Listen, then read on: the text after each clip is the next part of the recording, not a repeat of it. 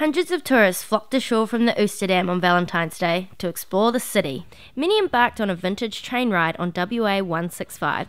All carriages were full for the trip to Muriwai and back. The train ride got off to a slow start with latecomers delaying departure, but even the delays were not dampening the spirit. It's a nice train, really.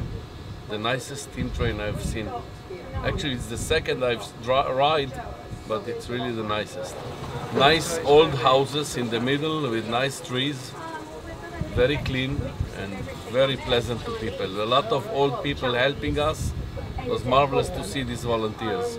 Others commented on the natural beauty of the country and cleanliness of the streets.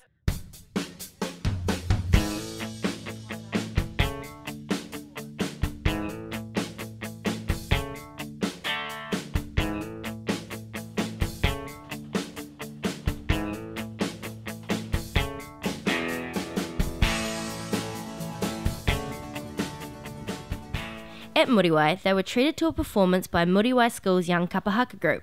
For many, it was their first time in the country. It was also their first taste of Maori culture.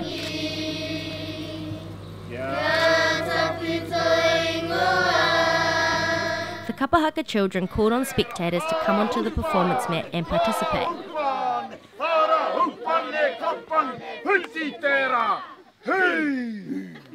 11-year-old Muriwai School student Shaquan Reihana said she was nervous at first.